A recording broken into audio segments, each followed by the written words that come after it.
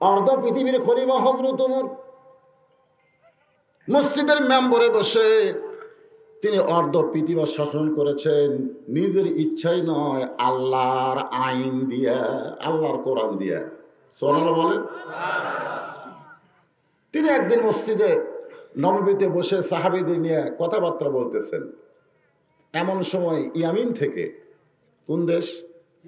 ইয়ামিন থেকে একজন প্রতিনিধি ওমর ফারুকের সামনে একটা অভাবী মানুষের তালিকা দিলেন। অভাবী মানুষ, আমাদের বাংলাদেশে তো মানুষ আর অভাবী নাই। অভাবী আছে? নাই তো। তেলের দাম বাড়লো, ডিজেল তেলের দাম বাড়লো,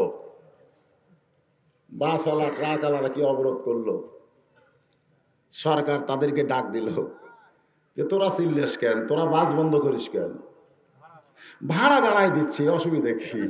আয় হায়, সরকার আর বাসওয়ালার মধ্যে মিল হয়ে গেল, মাঝখানে গেড়া করে পড়লো জনগণ। একটা কথা আছে, একটা কথা আপনাদের আছে যে এখন ঢাকাত গেলে কত টাকা লাগবে?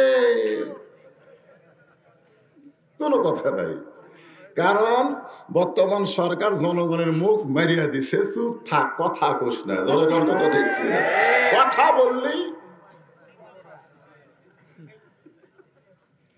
তেলের দাম বেশি, ডালের দাম বেশি, চালের দাম বেশি, যা কিনতে যাবেন অতীতের সমস্ত রেকর্ড ভঙ্গ করেছে। জনগণ কথা ঠিক কিনা?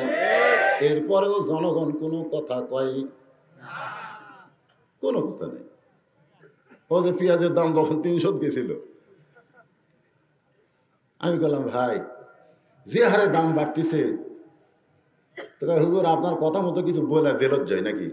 তো দরকারই নাই, কতদূর বাড়ে, যত বাড়বে আমরা কমায় দেব, খাওয়া কমায় দেব। দোকানে যায় কয় কত করে, কয় ৩০০, ১ পোয়া।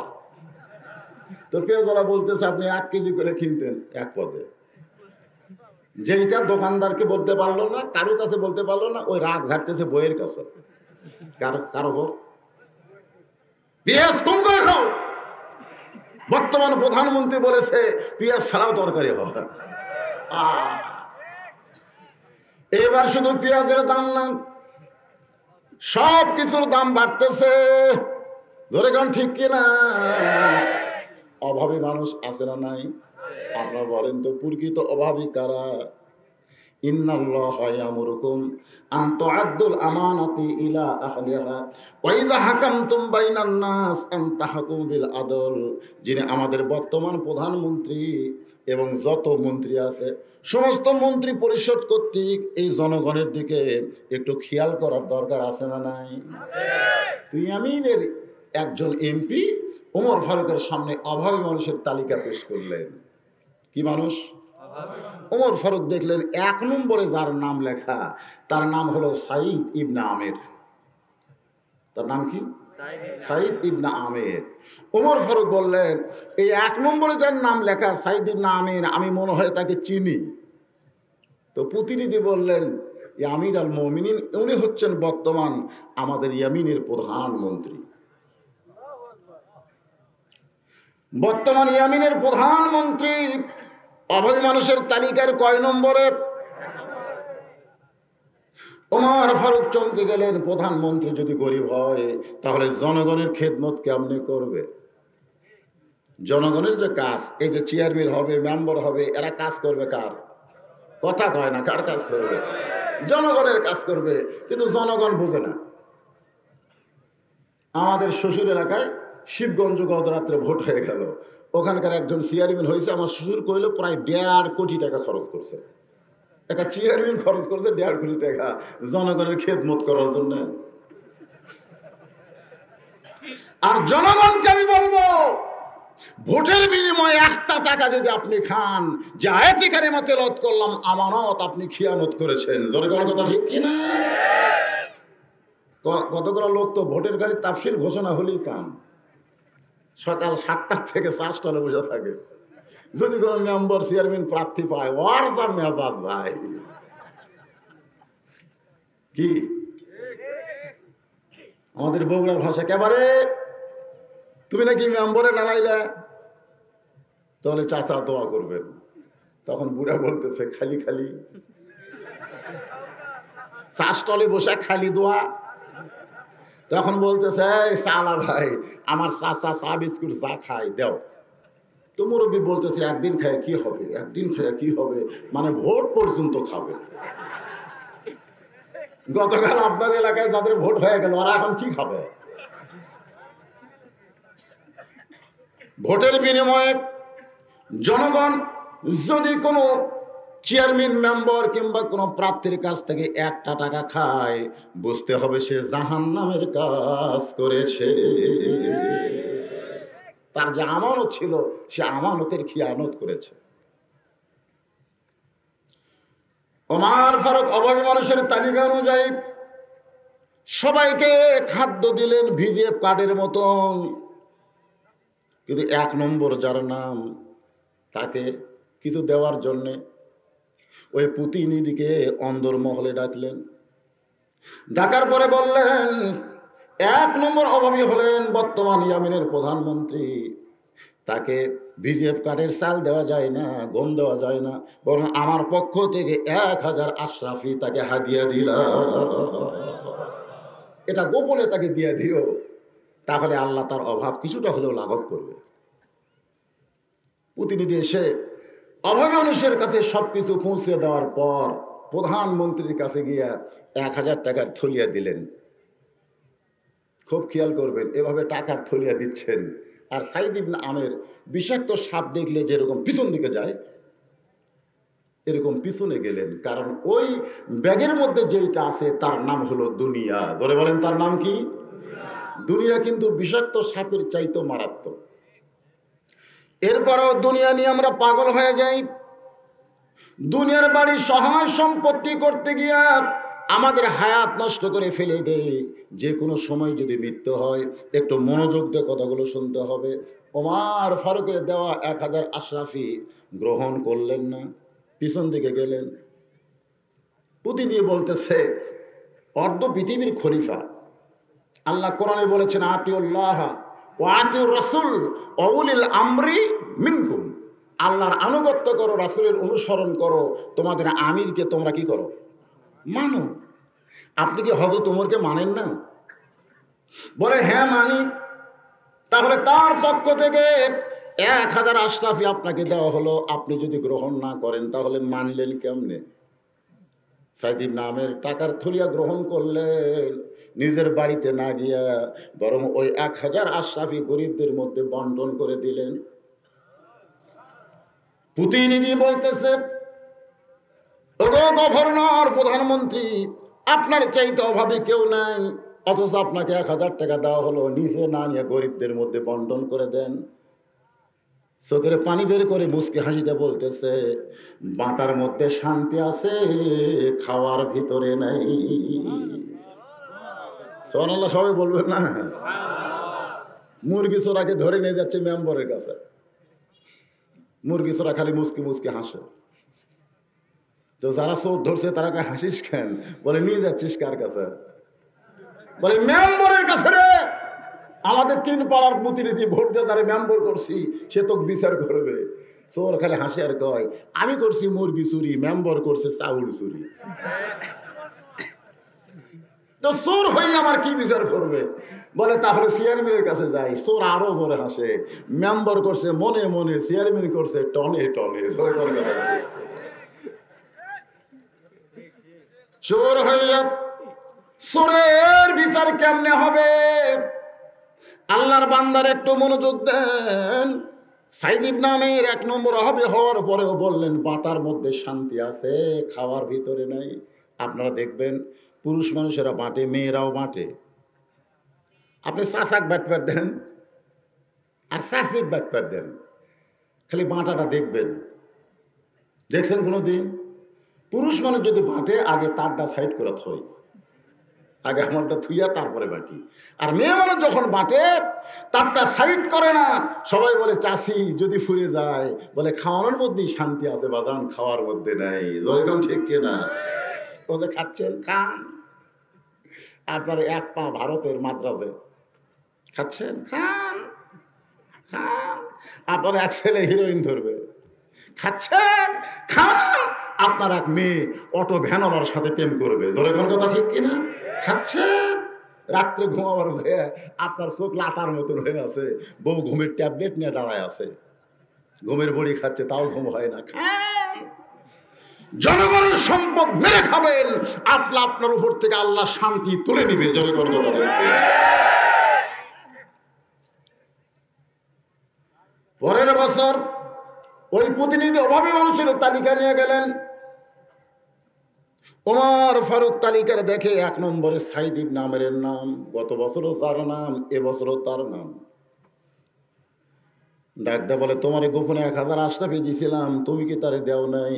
বলে, দিয়েছি, নিজের জন্য গ্রহণ না করে জনগণের মধ্যে বেটে দেয়।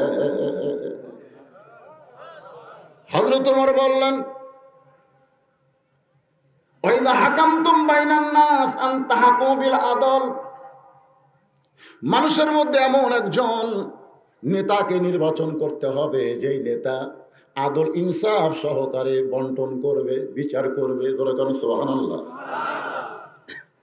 তোমাদের গভর্নরকে, প্রধানমন্ত্রীকে আমি ওমর দেখতে যাব অমুক তারিখে। তিনি তারিখ দিলেন, তারিখ মোতাবেক ইয়ামিনে। মানুষজন খুশি হয়ে গেল, কারণ যে মানুষটা মদিনা থেকে ইয়ামিনে আসতেছে ওই মানুষটা সাধারণ কোনো মানুষ না, যার সম্পর্কে আল্লাহ কোরআনে 23টা আয়াত নাজিল করেছে। যে হযরত ওমর সম্পর্কে রাসূল বলেছেন, আমার পরে কেউ যদি নবী হতো লাউ কানা ওমর। নবুয়তের দরজা বন্ধ হয়েছে বলে হযরত ওমর নবী হবার পারল না, কিন্তু নবী বলেছেন নবী হবার সব যোগ্যতা আল্লাহ ওমরকে দান করেছে। সে ওমর আসতেছে মদিনা থেকে ইয়ামিন দেশে, প্রধানমন্ত্রীকে ডাকবে রাষ্ট্রপতি। হযরত ওমর হচ্ছেন অর্ধ পৃথিবীর খলিফা, তিনি সাইদ ইবনে আমেরকে না ডেকে বরং তিনি আসলেন তার সঙ্গে দেখা করতে। সুবহানাল্লাহ। এই কথা জনগণ জানার পরে বিশাল একটা মঞ্চ তৈরি হলো। যেরকম আমাকে দেখার জন্য উঁচু একটা মঞ্চ করেছেন, লক্ষ লক্ষ মানুষ হবে হযরত ওমরকে এক নজর দেখবে, তার 2টা কথা শুনবে, এই জন্য বিশাল একটা মঞ্চ তৈরি করলেন। হযরত ওমর মঞ্চের উপর উঠে দেখলেন চেয়ার মাত্র একটা। ধরে কোন কয়টা? ওমর ফারুক বললেন, রে ইয়ামিনের জনগণেরা, একটা চেয়ার মঞ্চে রাখছো, তোমাদের প্রধানমন্ত্রী সাইদ ইবনে আমের কোথায়? তার জন্য কি একটা চেয়ার তোমরা বরাদ্দ করতে পারো নাই? যাকে মদিনা থেকে আমি ইয়ামিনে দেখার জন্য আইছি, সেই সাইদ ইবনে আমের কোথায়? সে জনগণের মাঝখান থেকে হাত তুলতেছে, আমিরুল মুমিনিন, আমি অধম জনগণের মাঝখানে দাঁড়িয়ে আছি। ওমর ফারুকের চোখ দিয়ে পানি পড়ে গেল। এটা কেমন নেতা, জনগণের মাঝখান থেকে হাত তুলেছে, আর আমাদের নেতাগুলো জনগণ থেকে বিচ্ছিন্ন হয়ে যাচ্ছে। এখন আমাদের নেতারা, কতগুলো নেতা আছে, বড় বড় ভাষণ দেয় অন্দর মহলে থেকে, সেটা আবার ইন্টারনেটে সাপ্লাই দেয়। তুমি কত বড় নেতা হইছো, তুমি জনগণের মাঝখানে আসো, জনগণ বুঝাই দিবে আসলে তুমি নেতা নাকি। ধরে বলেন কথা ঠিক কিনা? খুব ভয়, না জানি নেতাদের কি হয়। এই কুত্তা লাগলো কেন? আমাদের এলাকার মুয়াজ্জিন যখন আজান দেয়, থেকে কুত্তা দৌড়ে আসে আজানের জবাব দেয়। হ্যাঁ, আমাদের এলাকার মুয়াজ্জিন আজান শুরু হয়ে গেছে। আমি এক হুজুরকে বললাম, হুজুর, এই যে মুয়াজ্জিন আজান দিলে কুত্তাগুলো আসে আজানের জবাব দেয়, ব্যাপার কি? তো বলতেছে, তুমি বোঝো না, এরা আসলে কুকুর না, শয়তান কুকুরের মধ্যে ভর করে। তা আজকের ওয়াজটা হচ্ছে মুয়াজ্জিনের আজানের মতো। জোরে কোন কথা? এই জন্য ওরা এসে ভুক ভুক করতেছে, আপনারা যেন আসল জিনিসটা বুঝবার না পারে। মাহফিল কমিটির আমি বলবো, কুত্তা সামলান না মাহফিল সামলান। একটু মনোযোগ দিয়ে কথাগুলো শুনবেন। জনগণের মাঝখান থেকে সাইদ ইবনে আমের এভাবে 2খানা হাত তুলে বললেন, ইয়া আমিরুল মুমিনিন, আমি জনগণের প্রতিনিধি, জনগণের মাঝখানে দাঁড়িয়ে আছি। আমার কথা কি আপনার বুঝতে পারতেছেন না? জনগণের প্রতিনিধি, জনগণের মাঝখানে দাঁড়িয়ে আছি। ওমর ফারুক বললেন, মদিনা থেকে তোমাকে এক নজর দেখার জন্য আমি এসেছি, তুমি জনগণের মাঝখানে কেন? আমার কাছে চলে আসো। সমস্ত জনগণ চিন্তা করে চেয়ার হলো একটা, যে চেয়ারটা আমরা হযরত ওমরের জন্য বাজেট করেছি। হযরত ওমর তাকে ডাকতেছে, এখন চেয়ারে বসবে কে? ওমর ফারুক বললেন, রে জনগণেরা চিন্তা করো না, চিন্তা করো না, যার যোগ্যতা বেশি সে চেয়ারে বসবে। সুবহানাল্লাহ। যাকে তাকে চেয়ার দেওয়া যাবে, যাকে তাকে চেয়ারম্যান করা যাবে। চেয়ারম্যান এখন তো অনেক মসজিদেও চেয়ারম্যান হচ্ছে, জনগণের কথা ঠিক কিনা? প্রায় মসজিদে চেয়ার। আজ থেকে 10 বছর আগে বাংলাদেশের কোন মসজিদে চেয়ার খুঁজে পাওয়া যায় নাই। এখন চেয়ারের অত্যাচারে অসুবিধা, কারণ মসজিদ কমিটির সভাপতি উনি দুর্বল, উনি চেয়ারে বসেন। সেক্রেটারি উনিও দুর্বল, উনিও চেয়ার লিছেন। কেশিয়ার সাহেব চিন্তা করে, এরা দুইজন যখন লিছে আমি খাড়া হয়ে নামাজ পড়বো কেন? ও এক চেয়ার নিছে। এখন ইমাম সাহেব পড়ছে বেকায়দায়, যারা চেয়ারে বসে এদের বিরুদ্ধে কিছু বললে আমার ইমামতি যায়, ঠিক কিনা? আমি আপনাদের বলবো, নামাজের ভিতরে এবং বাহিরে 13টা ফরজ, তার মধ্যে একটা ফরজ হলো দাঁড়িয়ে নামাজ পড়া। কেউ যদি ফরজ তরক করে নামাজ পড়তে চায়, তার নামাজ হবে না, হবে না, হবে না। জোরে কোন কথা? তুমি হেঁটে হেঁটে এসে চেয়ারে বসে মাস্তানি করো আল্লাহর সাথে? আল্লাহ কোরআনে বলেছেন, কুম, কুম মানে কি দাঁড়াও, লিল্লাহি কানিতিন, আনুগত্য নিয়ে আল্লাহর জন্য দাঁড়াও। তুমি যদি দাঁড়াবার না পারবা, তুমি মসজিদে আইসো না, তুমি বাড়িতে চেয়ারে বসে না শুয়ে পড়বা না, কি করে পড়বা? তুমি অসুস্থ, তুমি বাড়িতে পড়ো। কিন্তু যারা মসজিদে নামাজ পড়ে তারা জামাতে নামাজ পড়বে। আর জামাতে নামাজ পড়তে গেলে কাতারবদ্ধ হয়ে দাঁড়াতে হবে। কাতারের মাঝে মাঝে ফাঁক রাখা যাবে না, পায়ের গোড়ালির সঙ্গে গোড়ালি মিল করা লাগবে। যারা চেয়ারে বসে ওদের পায়ের গোড়ালির সঙ্গে গোড়ালি মিল করার কোনো সুযোগ নাই। ওমর ফারুক ডাকতেছে, আসো। এক চেয়ারে কি এক উঠে দুইজন বসেনি? হযরত ওমর এক উঠে দুইজন বসে নাই। এক সময় ওমর ফারুক এক সময় রাখাল, ধরে কোন সুবহানাল্লাহ, জেরুজালেমের দরজায় যখন গেল, তখন উঠের পিঠের মানুষটাকে ওমর মনে করে খ্রিস্টানেরা, যারা জেরুজালেমের খ্রিস্টান, এখনো তো জেরুজালেমের অবস্থা খুব একটা ভালো না, ঠিক না? জেরুজালেমে কি আছে? বাইতুল মুকদ্দাস। তো এখন হযরত ওমর মনে করে একটা চকিয়া এনে উটের সঙ্গে লাগানো হলো। চোখের নিচে একজন হামাগুড়ি দিয়ে সিঁড়ি হয়ে বলতেছে, ইয়া আমির আল মুমিনিন, আপনি চোখের ওপর পা দেবেন, তারপর আমার পিঠে পা দিয়ে আস্তে করে নামবেন, উট থেকে নামতে আপনার যেন কোনো কষ্ট না হয়। রাখাল ছোট বাচ্চার মতন কান্দে। জেরুজালেমের জনগণ বলতেছে, আমাদের কোনো বেয়াদবি হয়েছে? কি জন্য কান্দেন? বলে, তোমরা যাকে আমিরুল মুমিনিন বলতেছ, যাকে খলিফাতুল মুসলিমিন বলতেছ, সেই মানুষটা আমি না, আমি হইলাম ওঠের রাখাল। আর যিনি রশি ধরে দাঁড়িয়ে আছে তিনি হলেন হযরত ওমর। জেরুজালেমের খ্রিস্টানের বলে, এটা কেমনে হয়? এটা কেমনে হয়? রাখাল হয়ে উটের পিঠে চড়বে আর অর্ধ পৃথিবীর খলিফা হয়ে উটের রশি ধরে দাঁড়িয়ে থাকবে, এটা কেমনে হয়? রাখাল চিল্লায় বলে, ঈমান গ্রহণ করে আল্লাহর কোরআন মোতাবেক চললে এমনি সম্ভব হয়ে যায়। ঈমান গ্রহণ করে আল্লাহর কোরআন অনুযায়ী যখন মানুষ চলবে, তখন এমনি কি হয়ে যায়? সম্ভব হয়ে যায়। ওমর ফারুক বললেন, রে সাইদ ইবনে আমির, মদিনা থেকে লক্ষাধিক জনগণকে দেখার জন্য আমি আসি নাই, আমি এসেছি তোমার সঙ্গে একটু দেখা করবার চাই, তুমি মঞ্চে আসো। যখন সাইদ ইবনে আমির ওমর ফারুকের কথা মতো মঞ্চের দিকে পা বাড়ায়, এমন সময় জনগণ চিৎকার করে বলতেছে, আমির আল মুমিনিন, যাকে মঞ্চে ডাকতেছেন আপনি হয়তো তাকে অত্যন্ত ভালোবাসেন, কিন্তু আপনি কি জানেন আমাদের প্রধানমন্ত্রীর বিরুদ্ধে আমাদের 4টা অভিযোগ আছে। যাকে আপনি মঞ্চে সম্মান দিবেন সেই প্রধানমন্ত্রী সাইদ ইবনে আমিরের বিরুদ্ধে আমাদের অভিযোগ হলো 4টা। ধরে কোন কয়টা? ওমর ফারুক চিন্তায় পড়ে গেলেন। যেই মানুষটা অভাবী মানুষের 1 নম্বর তালিকায় থাকে, যেই মানুষটা হাজার আশরাফি পাওয়ার পরে জনগণের মধ্যে বন্টন করে দেয়, সেই মানুষের বিরুদ্ধে আবার অভিযোগ। এই ভালো মানুষের বিরুদ্ধে অভিযোগ।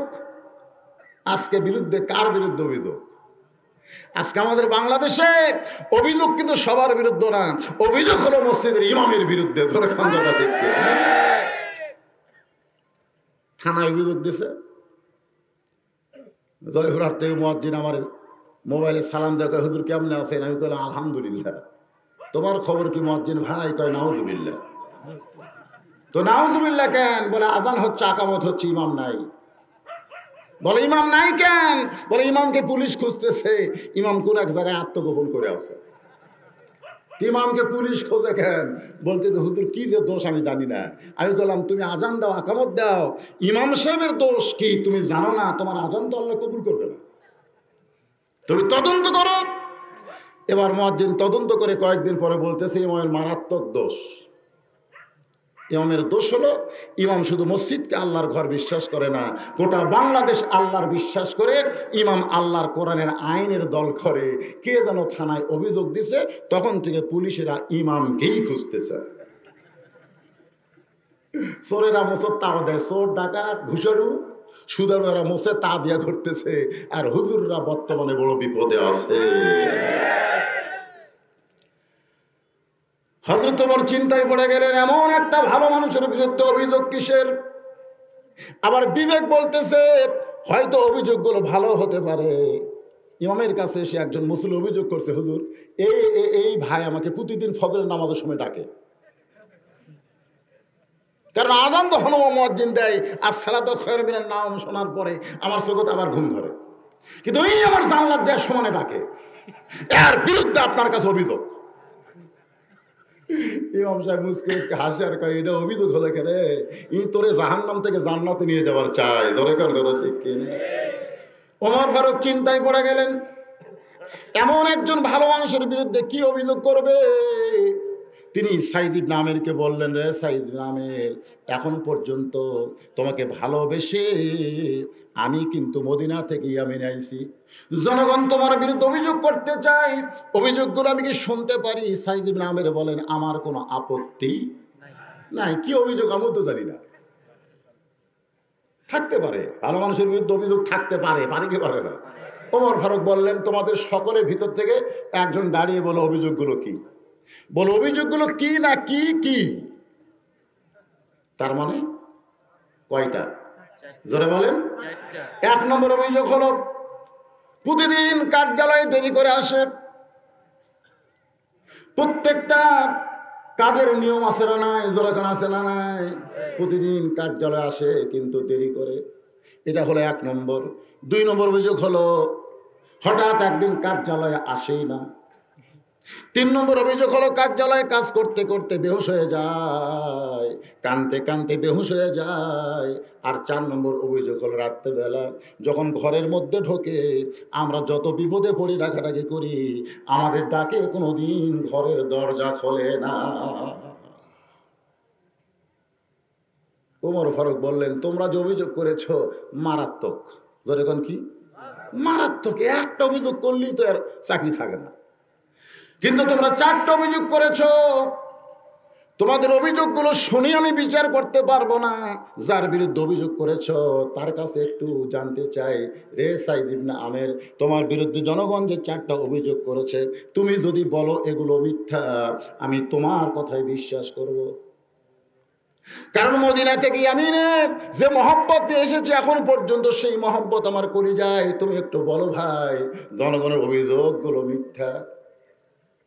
সাইদ ইবনে আমের বলেন, যদি শুধু আপনি বিচারক হতেন, আমি বলতাম জনগণ মিথ্যা বলেছে, কিন্তু আপনি শুধু বিচারক না, বিচারক মূল বিচারক হলেন আমার আল্লাহ। দুনিয়ার যে বিচারগুলো হচ্ছে এরাই কি বিচারক? অনেক সময় দেখবেন ভালো মানুষ বেকায়দায়, খারাপ মানুষ কায়দায়।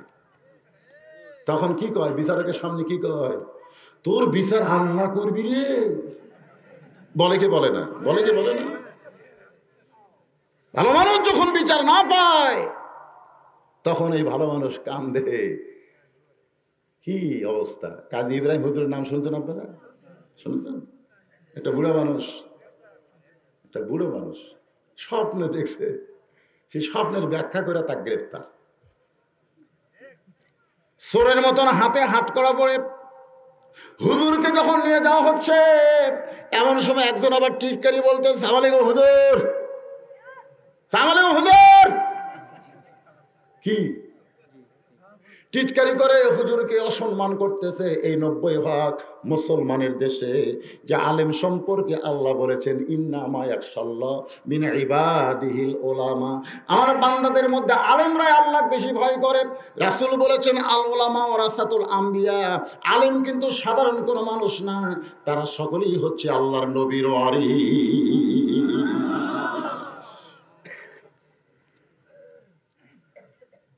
সাইদ ইবনে আমের বলে, আপনি যদি বিচারক হতেন, যে সুযোগ আপনি আমারে দিলেন, আমি বলতাম অভিযোগগুলো মিথ্যা, কিন্তু আপনি তো মূল বিচারক না, বিচারক কে?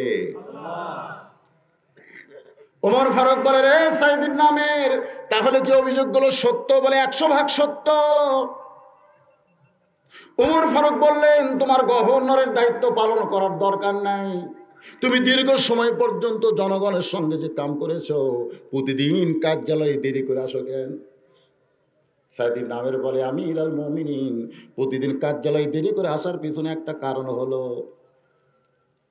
আমি যখন যুবক ছিলাম, ওই যুবক অবস্থায় চৌরাস্তার মোড়ে, যেমন আপনাদের ভবানী মোড় আছে, আছে না নাই, ঠিক এইরকম একটা মোড়ে একটা বুড়ো মানুষ দাঁড়িয়ে দাঁড়িয়ে কাঁদতেছে। তার কান্না দেখার পরে আমি একটা যুবক বুড়াটার কাছে গেলাম। এখন কিন্তু বুড়ারা কান্দে মরলেও যুবকেরা সেই দিকে ফিরে তাকায়। এমনকি বাবা বুড়া হয়ে গেলে ছেলেরা পর্যন্ত বাবাকে বৃদ্ধাশ্রমে রাখে। বর্তমানে যেই পরিবেশ চলতেছে, এই পরিবেশ যদি চলতে দেওয়া হয়, তাহলে কাযা রাব্বুকা আল্লা তা'বুদু ইল্লা ইয়াহু ওয়া বিল ওয়ালিদাইনি ইহসানান আয়াত খারিজ হয়ে যাবে। জোরে বলেন ঠিক? কোরআনের আয়াত কোরআনে থাকবে, কিন্তু বাস্তবে বৃদ্ধাশ্রমগুলো সব ভেঙে দেওয়া দরকার। জোরে কোন কথা ঠিক কি না? এর কেউ আছে নাকি যে বৃদ্ধাশ্রমে থাকে? এর কেউ বাইসে আছে কিনা আগে খোঁজ করা দরকার। তো এখন বুড়োটার কান্না দেখে আমি যুবকদেরকে বলবো, বাবা বুড়া মানুষের কাছে যাবে। দুই যুবক রাস্তা দিয়ে যায়, আর দুই বুড়া গল্প করতেছে। এক বুড়া বলতেছে, তো দুইয়ের খবর কি? কয়ের খবর? দুইয়ের খবর কি? কয় জোরে জোরে। আর দুইয়ের খবর কি? মানে আর দুই, আরো দুই আছে তো, তিন হয়ে গেছে। জোরে কি আছে? তিন হয়ে গেছে। এখন দুই যুবক চিন্তা করে, এই বুড়ারা কি গাঁজা করে গল্প করতেছে। দুইয়ের খবর কাছে কাছে, দুইয়ের খবর জোরে জোরে, আর দুইয়ের খবর তিন হয়ে গেছে। দুই যুবক চলে যাওয়ার চিন্তা করে গাঁজা করে গল্প। এক যুবক বলতেছে, চলো বুড়াটার কাছে গায়ে একটু কাছে যায় শুনি তো, এই দুইয়ের মানে কি? কাছে যায় বলতে, চাচা আপনার যে দুই দুই করতেছেন, আপনি বলতেছেন দুইয়ের খবর কি? কয় কাছে কাছে, দুইয়ের খবর কি? জোরে জোরে, দুইয়ের খবর কি? তিন হয়ে গেছে। এ কি গল্প? তো বলতেছে, বাবা তোমরা বুঝবা না, ও আমাকে বলতেছে তোমার দুই চোখের খবর কি? আমি তখন বললাম, কাছে কাছে পাই, দূরে দূরে পাই না। তোমার দুই কানের খবর কি? বললাম, জোরে জোরে কইলে শুনতে পাই, আস্তে করে শুনি না। তোমার দুই পায়ের খবর কি? আমি বললাম তিন হয়ে গেছে, এখন লাঠি ছাড়ার হাঁটতে পারি না। দুই যুবক বলতেছে, আসলেই তো তাই, বুড়ার কাছে না আসলে তো এই খবরগুলো আমরা পেতাম না। ধরে কোন কথা ঠিক কিনা? আজকে তোমরা সিনাজুরি করে হাঁটতেছো, হাং করেঙ্গে তাং করেঙ্গে, যা ইচ্ছা তাই বলতেছো, একদিন তোমরা এরকম বুড়ো হয়ে যাবে। ধরে কোন কথা ঠিক কিনা? আর যৌবন অবস্থায় ভালো হওয়ার সুযোগ না পেলে বুড়া বয়সে ভালো হওয়ার কোনো সুযোগ নাই।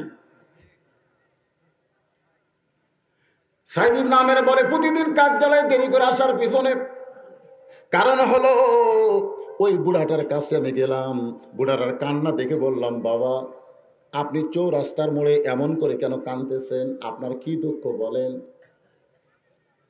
মুরব্বী আমার হাত খপ করে ধরছে, হাত ধরে বলতেছে, অনেক যুবকের রাস্তা দিয়া যায়, আমার কান্না দেখে কেউ যখন আসে নাই, তুমি আমার কান্না দেখে যখন আইছো, তাহলে তোমার কাছেই বলবো, আমার একটা মেয়ে যুবতী হয়ে গেছে, সেই মেয়েটাকে বিয়ে দিবার চাই, কিন্তু মেয়েটার কেউ তো বিয়ে করবার চায় না।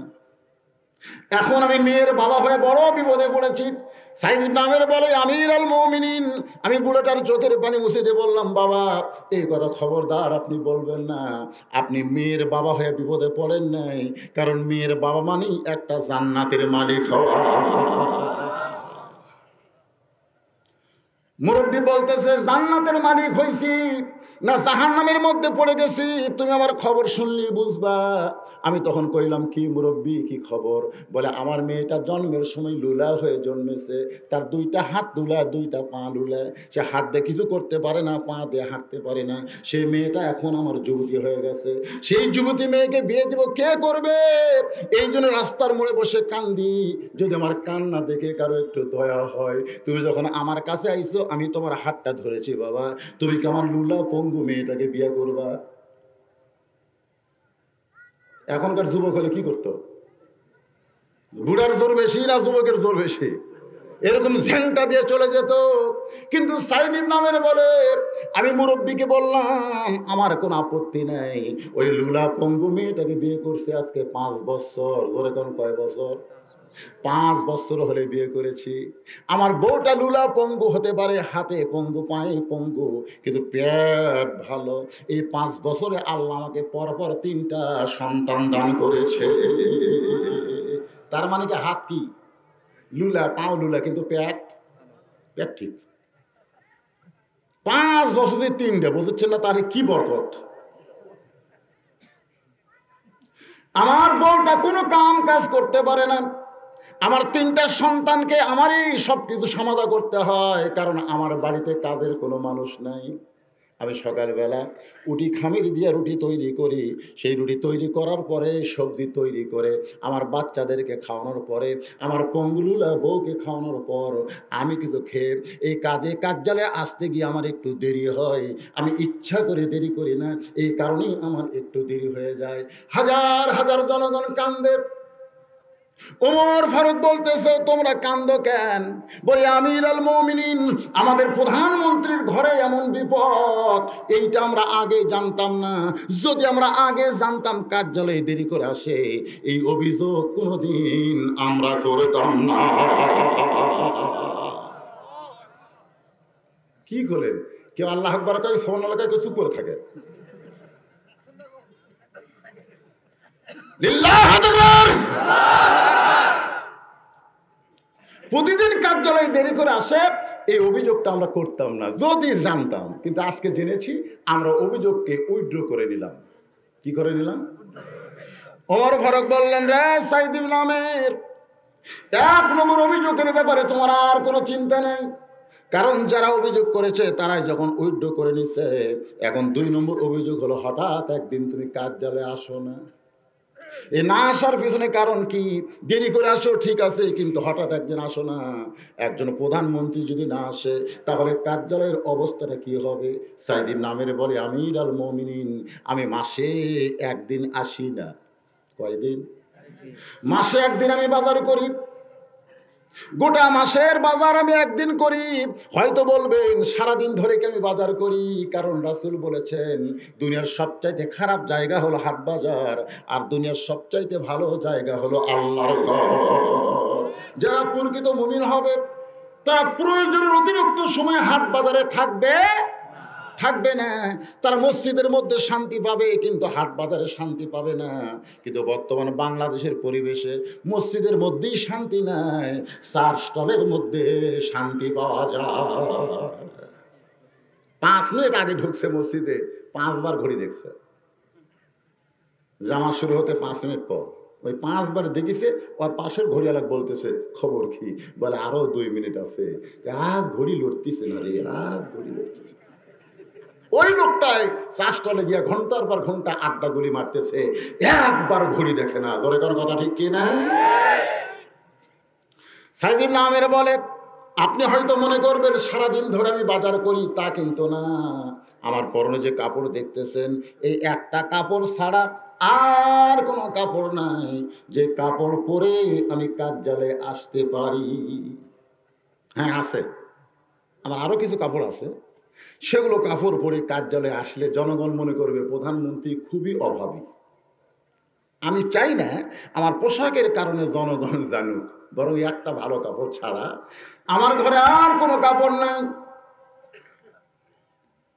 আমি যেমন তেমন কাপড় পরে, এই কাপড়টা আমি পরিষ্কারের জন্য মাসে একদিন পরিষ্কার কে করবে? আমার বউ তুলুলা পঙ্গু, আমার সন্তানগুলো ছোট, আমি নিজেই পরিষ্কার করে এটা নাইড়া দেই শুকানোর জন্য। আর কাপড়টা এত মোটা, এইটা শুকাইতে অনেক সময় লাগে। রাসূল বলেছেন তোমরা যে ভিজা কাপড় পরে ঘরের মধ্যে থাকো কোনো সমস্যা নাই, কিন্তু ভিজা কাপড় পরে জনগণের সামনে যাও না, কারণ ভিজা কাপড় পরলে ভিতরের জিনিসগুলো বাহির থেকে বোঝা যায়। আজকাল ভিজা কাপড় লাগে না, ভালো ফুল প্যান্ট না, সেরা সেরা কি বুঝি না কতগুলো। এক ছেলে দেখলাম একটা হাঁটুর নিচে গেছে আর একটা হাঁটুর উপরে গেছে, দুই পাও দুই রকম। আর একটা দেখলাম মনে হয় যে কাটিছে, ইচ্ছা করে চাকু দিয়ে কেটে কেটে ফেটে থাকছে। আমি খেলাম কে রে বা, তোর বাপ তো অবস্থা সম্পূর্ণ মানুষ, তুই ছিঁড়া ফ্যান ফ্যান। হুজুর আপনি বুঝবেন না, এটাই চলতেছে, এইটাই চলতেছে। আমাদের যুবকরা দিন দিন মনে হয় পাগল হয়ে যাচ্ছে, তোর কোন কথা ঠিক। এদের চাল চলন দেখলে এদের কতগুলো দেখেন খালি দৌড়াদৌড়ি করতে চায়। যুবকেরা বসো বাবা বসো, তোমাদের জন্যই তো মাহফিল, একটু মনোযোগ দেন। এমন ফুল প্যান্ট পড়ছে বাহির থেকে সব বোঝা যায়, যায় কি যায় না? বুঝতেছেন না আপনারা? বুঝতেছেন না? ফুল প্যান্ট পরছে তো সেই, ওই আবার সেরা পরে একটা শার্ট গায়ে দিয়েছে, শার্ট আবার এত খাটো ব্লাউজ মার্কা, ওই খাটো শার্ট পরে রুকুর থেকে যখন সে যায়, ওই যে যন্ত্রটা পিছন দিকতে ফুলে উঠছে। এখন যাই দ্বিতীয় কাতার আছে, ইলা জিহাতিল কাবা তরফ হয়ে গেছে, কারণ নজর পড়ছে হঠাৎ। আর ওই জায়গায় যদি শার্ট না পরে একটা পাঞ্জাবি পরতো, যতই ফুলে উঠুক না কেন ওইটা পাঞ্জাবি দিয়া ঢেকে রাখতো। ধরে কোন কথা ঠিক কিনা? এটা তো আমি নামাজিদের কথা বললাম, যারা বেনামাজি, যারা খাড়া হয়ে পেশাব করে। আল্লাহ বলেছেন লাকাদ খলাকনাল ইনসানা ফি আহসানি তাকবীম সুম্মা রাদাদনাহু আসফালা সাফিলিন। কত সুন্দর অভাবে আল্লাহ আমাদেরকে সৃষ্টি করেছে, দরকার সুবহানাল্লাহ। যেখানে আল্লাহ সৌন্দর্যের প্রশংসা করলেন, সেখানে আল্লাহ বললেন সুম্মা রাদাদনাহু আসফালা সাফিলিন। কার্যকর্মে এরা পশুর চাইতেও জঘন্য হবে। দাঁড়ায় পেশাব করা কোনো মানুষের চরিত্র না, এটা হলো জানোয়ারের চরিত্র। জোরে কোন কথা ঠিক কিনা? সাইদ ইবনে আমির বলেন এই একটি মাত্র কাপড় ছাড়া আর কোনো কাপড় নাই, এইটা আমি খাইচা দিয়ে শুকানোর জন্য সারাদিন আমার চলে যায়। এই কারণেই আমি হঠাৎ একদিন কার্যালয়ে আসতে পারি না। লক্ষ লক্ষ জনগণ চিৎকার করে বলতেছে আমির আল মুমিনিন, আমাদের প্রধানমন্ত্রীর মাত্র একটি মাত্র কাপড়, যেই কাপড় পরে কার্যালয়ে আসে, এছাড়া তার ভালো কোনো কাপড় নাই। এই জন্য মাসে একদিন বাজার করে, এই কাপড় খাইছে দিয়ে শুকাইতে দেরি হয়, এই কারণে আসে না। এইগুলো কবর যদি আমরা আগে জানতাম, আমরা 2 নম্বর অভিযোগ করতাম না। আজকে জানার সঙ্গে সঙ্গে আমরা সর্বসম্মতি কর্মে 2 নম্বর অভিযোগকেও উইথড্র করে। ওমর ফারুক বলতে সাইদ ইবনে আমের, আসলে এদের ভিতরে যে অভিযোগগুলো জমা ছিল 4টার মধ্যে 2টা তো আউট হয়ে গেল। তুমি না বললে জনগণ জানবে কেমনে? রে সাইদ ইবনে আমের ইয়ামিনের প্রধানমন্ত্রী বলো, তোমার বিরুদ্ধে 3 নম্বর অভিযোগ হলো তোমার কি মির্কি ব্যারাম আছে? তুমি কাজ কাম করতে করতে কানতে কানতে হঠাৎ বেহুশ হয়ে পড়ে যাও, কারণ শুধু ইয়ামিনের গভর্নর তুমি নও, ইয়ামিনের বড় মসজিদের ইমামও তুমি। আপনাদের এমপি শুধু নাটোরের এমপি না, নাটোরের বড় মসজিদের খতিব, এমপি গুলা যদি খতিব হইতো, সুদের বিরুদ্ধে ঘুষের বিরুদ্ধে তারা প্রকাশ্যে ওয়াজ করত, মসজিদ কমিটি তাদের বিরুদ্ধে কিছুই বলবার পারত না।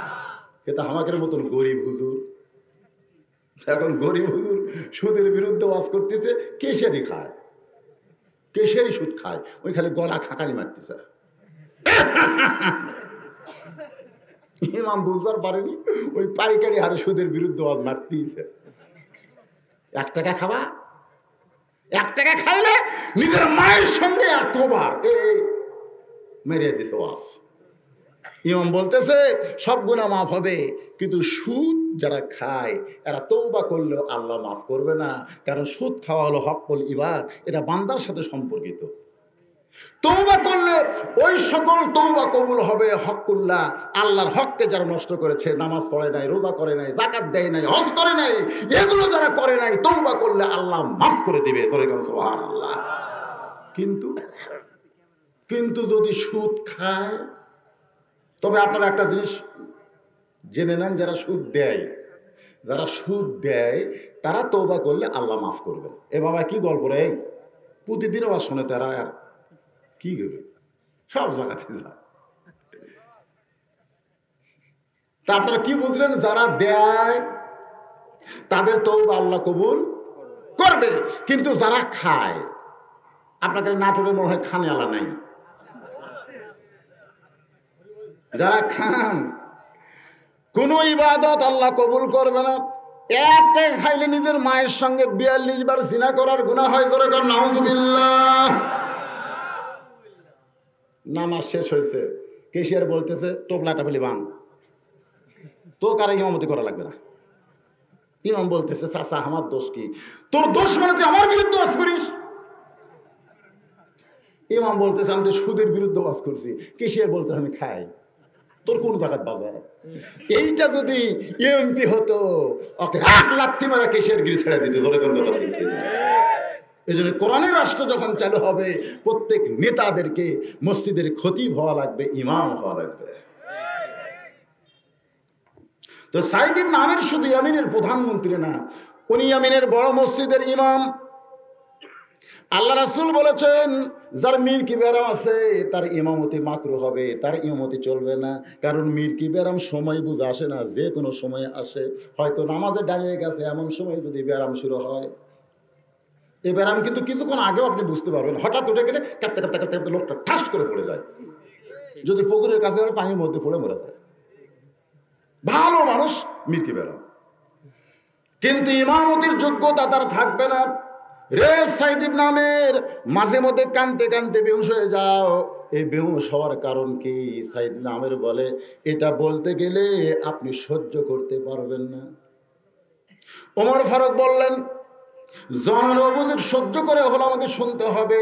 রে জনগণেরা, তোমরা কি শুনতে চাও? সবাই বলতেছে অবশ্যই শুনতে চাই। কেন বেহুশ হয়ে পড়ে যায়? সাইদ ইবনে আমির বলে আমার বেহুশ হয়ে মাঝে মধ্যে পড়ে যাওয়ার কারণ হলো আমি যখন কাফের ছিলাম, অত্যন্ত গুরুত্বপূর্ণ বিষয়, আপনার মনোযোগ দেবেন। আমি যখন কাফের ছিলাম, তখন এই দুনিয়া থেকে কাফেরদের নেতা কোরআনকে সরে নেওয়ার একটা ষড়যন্ত্র করতেছে। আমি কাফের হলেও আমাদের নেতাদের এই ষড়যন্ত্র আমার পছন্দ হলো না। আজও বাংলাদেশে মুসলমানের কাছ থেকে কোরআনকে সরে নেওয়ার একটা ষড়যন্ত্র চলতেছে। আমাকে বলে হুজুর রবিউল আউয়াল মাস, নবীর জন্ম থেকে 40 বছর পর্যন্ত ওয়াজ করবেন, 40-এর উপর যান না। নবীর 1 থেকে 40 বছর তা আবু জেহেলও ভালোবাসে। জোরে কোন কথা ঠিক কি না? 1 থেকে 40 বছর উতবা সাহেবা সবাই ভালোবাসে, কিন্তু 41 থেকে তো কাম শুরু হয়ে গেল যখন আল্লাহ নবীর উপরে এই কোরআন নাজিল হয়ে গেছে। জোরে কোন কথা ঠিক কি না? কুল জাল হক ওয়া যাহাকাল বাতিল ইন্নাল বাতিলা কানা যাহুকা ওয়া নুনাজ্জিলু মিনাল কুরআনি মা হুয়া শিফাউ ওয়া রাহমাতুল লিল মুমিনিন।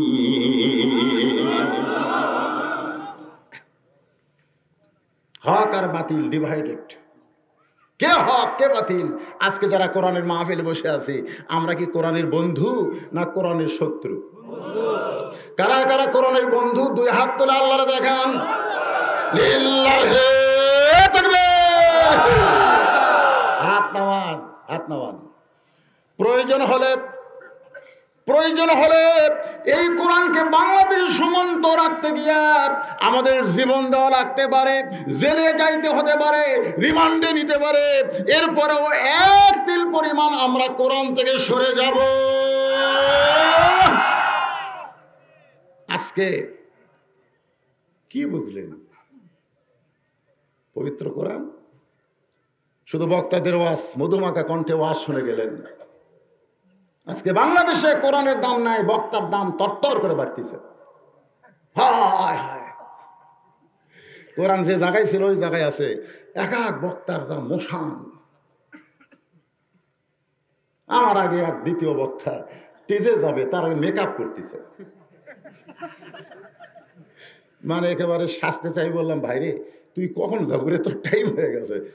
আপনার মতন সাইজ দিয়ে যাওয়ার মতো, আপনি তোর মডেল। আমাকে আপনারা দেখছেন জীবনে কোনোদিন যে ওয়াজের মঞ্চে আমি একটা আবা গাওয়াত দিছি? এ কথা কন না কেন? দেখছেন কোনোদিন? আমি যে পোশাকে আসি ওই পোশাকে টেতে যাই।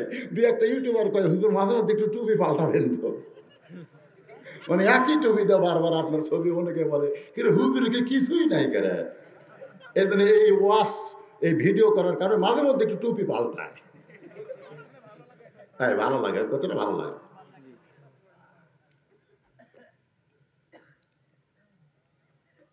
এক ঘন্টা ওয়াজ করবে, বক্তা নেবে 1,20,000, তাহলে প্রতি মিনিটে 2,000।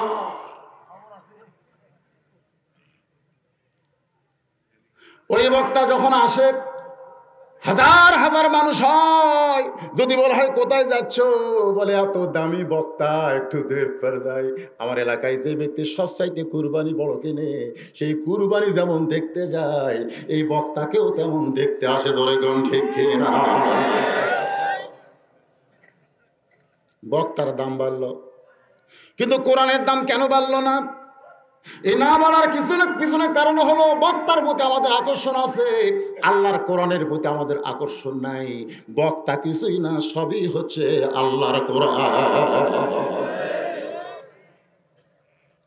সাইদ ইবনে আমির বলে, আমির আল মুমিনিন, আমি তখন কাফের ছিলাম। এই কাফের অবস্থায় আমাদের নেতা কোরআনকে মুসলমানের কাছ থেকে কেড়ে নেওয়ার একটা ষড়যন্ত্র করতেছে। নেতার বক্তব্য হলো, কোরআনের কাছে মুসলমান যতদিন থাকবে, ওই মুসলমানকে আলাদা করা যাবে না আল্লাহ থেকে। আল্লাহ থেকে যদি মুসলমানকে আলাদা করতে চাও, তাদের কাছ থেকে কোরআনের আইন কায়দা নিয়ে ব্রিটিশের আইন চালু করে দেয়। মানুষের আইন চালু হবে, আল্লাহর কোরআনের আইন কোরআনের মধ্যে আছে। জোরে কর কথা, ঠিক কিনা? একটা আইন চালু আছে। মদের ফ্যাক্টরি, সাংবাদিক বিবৃতি দিল যে কোনো দোকানেও এত মদ নাই, যত মদ পরিমিনির ঘরে ছিল, সব বিদেশি ব্র্যান্ডের মদ। আমরা মনে করলাম, পরিমণি তুই যতই সুন্দরী হ, এইবার তোর বিচার হবে, ঠিক না? বাংলার জনগণ কি মন্তব্য, যে মদ খালে 80টা ব্যাট মারা লাগবে কোরআনের আইন, আর ওই ফ্যাক্টরির মধ্যে থাকে, আর কিছুই হবে না। কয়েকদিন পর পরিমণি জামিন পেল, হাতে মেহেন্দি দিয়ে জনগণকে দেখায়। প্রত্যেকটা জনগণ চিন্তা করে, জেলের মধ্যে মেহেন্দি পেল কোথায়? হায় হায়, উনি কি বিয়ে বাড়িতে গেছিল না জেলে গেছিল রে? এইরকম অপরাধীকে যখন জামিন দেওয়া হয়, অপরাধীর সাহস আরো বেড়ে গেছে। ওর জন্ম দিবসে এবার লুঙ্গি ড্যান্স, লুঙ্গি ড্যান্স। মরদ মানুষের পোশাক পরছে, তাও যেমন তেমন না। আপনি যে ধান লিরাবার দেয় যেভাবে নিংটি মারে, ওই সেই নিংটি মারছে।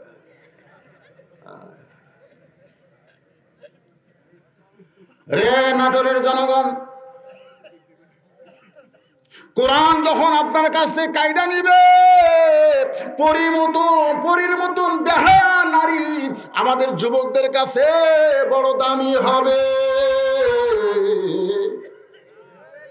কিন্তু যেদিন কোরআন আমাদের সমাজে চালু হবে, সেদিন আল্লাহ কোরআনে বলেছেন, ওয়াকরানা ফি বুয়ুতিকুন্না ওয়ালা তাবাররাজনা তাবাররুজাল জাহিলিয়াতিল উলা। মায়েরা, ও মা, এত কষ্ট করে আপনারা এসেছেন ওয়াজ শুনতে। আপনাদের জন্য আল্লাহর আইন হলো আপনারা ঘরের ভিতরে থাকেন, ঘরের বাহির হতে পারবেন না মা, যতক্ষণ পর্যন্ত আপনি হেজাব এবং পর্দা না করবেন।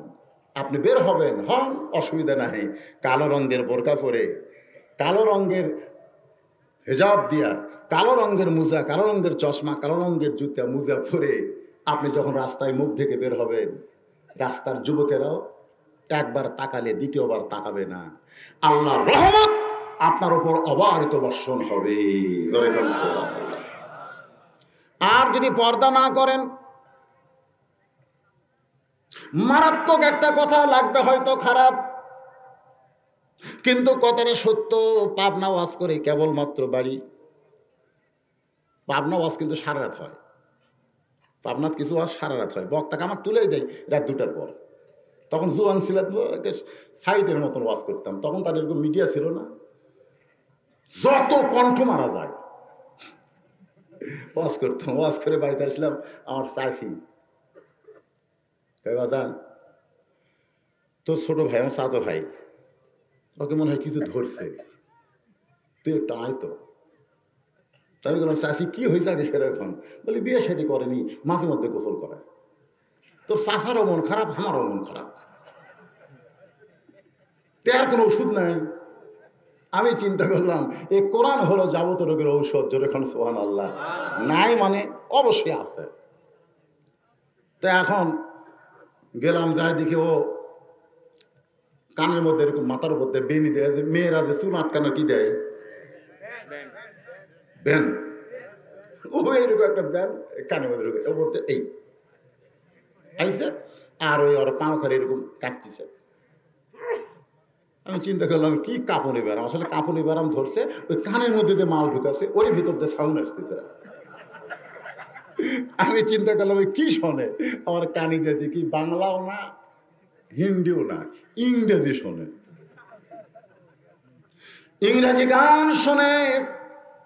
আর দেখি চমকটে বলে, ভাই যান, আপনি ওয়াজ করে না ঘুমায়া সকালবেলা আমার ঘরে কেন? বলে, তোর মা গেছিল। আমি ওরা কইলাম, যেদিন গোসল করবি সেদিন বাড়ি থেকে বের হয়ে যাবি, তাহলে বাপ মা মনে করবে ছেলে গোসল করছে কোনো জায়গায় যাওয়ার জন্য, তুই গোসল করে ঘরে ঘুমাস কেন? তোর বাপেরও মন খারাপ, তোর মায়েরও মন খারাপ। তখন ওই চোখ লাল করে আমার দিকে তাকায় বলতেছে, কি ওয়াজ করেন, কি ওয়াজ করেন, ভালো করে ওয়াজ করেন। আজকে আপনার ওয়াজে যদি মেয়েরা পর্দার মধ্যে থাকতো, আমাকে বিয়া না করে গোসল করা লাগতো না। ওই বেপর্দার নারী যে কয়টা দেখি, আমি যতই দরজা বন্ধ করে ঘুমাই, স্বপ্নে ওদের মধ্যে কেউ না কেউ আমার কাছে আসে। তখন আমি কি করব? ও কিন্তু বলে নাই যে পর্দানিশী নারী, ও বলছে বেপর্দা নারী। তাহলে বেপর্দা নারী যারা যুবকের শরীর নষ্ট করে, তারা যে বলবো বেপর্দা নারী যারা, আপনারা বলবেন যুবকের শরীর নষ্ট করে, তারা বলতে পারবেন না। বেপর্দা নারী যারা, যুবকের শরীর নাই তো আছে, হায় হায়। তার মধ্যে এখন আর একটা জিনিস আইছে, এটা তো কাঁপুনি গরম ধরে দিছে। আমি একদিন ফেসবুকে দেখলাম, কে যেন ছাড়ছে, ওর মোবাইল নেই, কিন্তু ওদের পাবজি, ফ্রি ফায়ার পাবজি খেলছে, ওই খেলার ঝোঁক আছে, বলে ফ্রি ফায়ার পাবজি খেলার ফল। রাত 2টার সময় ওয়াজ করে বাড়ি যাচ্ছি, আমি ওয়াজ করে বাড়ি যাচ্ছি, মনে করলাম দেখি একটু লাইনে ঢুকি। আমাদের বক্তারা কিন্তু ওই সময় সবাই রাস্তায়, জোরে কোন কথা ঠিক কিনা? সিরাজগঞ্জ রোডে আমি জ্যামের মধ্যে পড়ে আছি, এক বক্তা আমারে বলতে, হুজুর আপনি এখনো বাড়িতে পৌঁছাননি? বলে, বর্তমান সরকার রাস্তার উন্নয়ন করতে গিয়া যা অবস্থা করছে ভাই, বগুড়া থেকে নাটোর আসতে গেলে বোঝা যায়। কিভাবে যাব, কিভাবে কি আজকে দাওয়াত দিতে কি ভুল করছি আমি, আমার যাওয়ার সময় কি হবে ভাই? আল্লাহর বান্দার একটু শোনেন, হঠাৎ এক যুবক আমারে বলতেছে, হুজুর এত রাত্রে আপনি লাইনে কেন? তা আমি বললাম, তুমি কেন? আমি তো ওয়াজ করে বাড়ি যাওয়ার সময় চেতন থাকি, লাইনে আছি। তুমি এই যুবক মানুষ, তুমি কি ওয়াজ করো তাই না, তো তুমি লাইনে কেন? তখন আমাকে বলতেছে, হুজুর ঘুম ধরে না। ঘুম যদি হঠাৎ ভেঙে যায়, ভাঙ্গার সঙ্গে সঙ্গে এই ফেসবুক ছাড়া আমাদের কোনো চলার পথ নাই। তাই যুবকদের বলতেছে, রে যুবকেরা, আমার মা বোনদের বলতেছি, মায়েরা বোনেরা, এই সমাজের মধ্যে যদি শান্তির বীজ বপন করতে চাই, তাহলে আল্লাহর আইন পর্দা ছাড়া কোনো উপায় নাই। সাইদ ইবনে আমের বলে, আমিরুল মুমিনিন মাঝে মাঝে কার্যালয় বেহুশ হওয়ার কারণ হলো, আমি যখন কাফের ছিলাম ওই সময় কাফের নেতা আবু সুফিয়ান আমাদের যুবকদেরকে ডাক দিয়া বললো, রে যুবকেরা, আব্দুলের এতিম পোলা মক্কায় মদিনায় চলে গেছে। মদিনায় যাওয়ার পরে বদর যুদ্ধ হলো, সেই যুদ্ধে আমরা পরাজয় বরণ করলাম। মাত্র ৩১৩ জন মুসলমানের কাছে হাজারের চাইতে বেশি অস্ত্র শস্ত্র নেওয়া কাফের পরাজয় হলো। মুসলমান এত শক্তি কোথায় পেল? সুবহানাল্লাহ। আমরা মনে করেছিলাম আব্দুল এতিম পোলা পলে গেছে, ওই পলানো অবস্থায় থাকবে, এখন হামাকরক ধরে মারতিছে। সাইদ ইবনে আমের বলে, আমি তখন চুপ করে, কাফের হলে কি হবে, আমি চুপ করে শুনি দেখি নেতা কি কয়। নেতা বলতেছে, মুসলমানের কাছ থেকে শক্তি কাইটা নিতে হবে। আর একজন নেতা বলে, শক্তির নাম কি? বলে, মুসলমানের চালিকা শক্তির নাম হলো আল্লাহর কোরআন। এই কোরআনকে কেড়ে নেওয়া লাগবে। তখন কিন্তু এরকম হাতে লেখা কোরআন ছিল না, এরকম পুস্তক আকারে কোরআন ছিল না। কোরআন ছিল কোরআনের হাফেজেরা। জোরে করেন সুবহানাল্লাহ। তাহলে কিছু কোরআনের হাফেজকে হত্যা করে দিলেই কোরআন হত্যা হয়ে যাবে। এই নিয়তে তোমরা যুবকেরা কয়েকজন মুসলমান সাজা মদিনায় যাইতে হবে। মুসলমান সাজা মদিনায় যাবে, মুসলমান হইয়া না, মুসলমান সাজা। আজ আমাদের বাংলাদেশে কিছু মুসলমান আছে না নাই? এরা কিন্তু মুসলমান হয়নি, তবে মাঝে মধ্যে এরা মুসলমান সাজে। সাইদ ইবনে আমের বলে, আমিরুল মুমিনিন, আমাদের কতগুলো যুবক তারা মুসলমান সাজলো, মাথায় টুপি, মুখে আস্তে আস্তে দাড়ি গজালো, তারপরে মুসলমানের পোশাক পরে তারা মক্কা থেকে মদিনায় চলে গেল। আল্লাহ নবীর সামনে গিয়া বলতেছে, ইয়া রাসূলুল্লাহ, গভীর রাত্রে মক্কা ছেড়ে আপনি মদিনায় হিজরত করেছেন। ওগো আল্লাহর নবী, আপনি মদিনায় হিজরত করার পরে আপনি কি জানেন অনেক মুসলমান এখনো মক্কায় আছে, কিন্তু তারা বড় অসহায়। তারা যে কোরআন পড়বে, তাদের কোরআন শিক্ষা দেওয়ার মতন কোনো কোরআনের হাফেজ এখন মক্কাত নাই। আপনি দয়া করে যদি কিছু কোরআনের হাফেজ আমাদের দিতেন, আমরা তাদেরকে মক্কায় নিয়ে গিয়া সম্মানের সাথে আল্লাহর কোরআন শিক্ষা গ্রহণ করতে চাই। আল্লাহর নবীর কাছে এরকম ভাবে মুসলমান সাদা কাফেররা ধোঁকা দিচ্ছে। ধরে গান কি দিচ্ছে? অথচ নবী কিছুই জানে না। অনেকে বলে নবী গায়েব জানে। আল্লাহ নবী যদি গায়েব জানতো, মা আয়েশার ইফকের ঘটনা ঘটতো না। ধরে গান কথা ঠিক কি না? একমাত্র গায়েবের মালিককে। সঙ্গে সঙ্গে নবী বললেন, খায়রুকুম মান তাআল্লামাল কোরআনা ওয়া আল্লামা। ওই ব্যক্তি হলো পৃথিবীর সবচেয়ে দামি এবং সম্মানী, যে আল্লাহর কোরআন শিক্ষা দিবে এবং কোরআন শিখবে এবং কোরআন শিক্ষা দেবে। এই দুইজনে হলো পৃথিবীর সবচাইতে সম্মানী মানুষ। জোরে কোন সুবহানাল্লাহ। মান তাআল্লামাল কোরআনা ওয়া আল্লামা। তখন যারা কোরআন হাফেজ ছিল তার দাঁড়িয়ে গেল। রাসূল দেখলেন সংখ্যায় 10 জন। ধরে কোন কয়জন? আল্লাহ রাসূল বললেন, তোমরা যাও, তোমরা মক্কায় গিয়ে যে সমস্ত মুসলমান আছে তাদের কাছে কোরআনের তালিম দাও।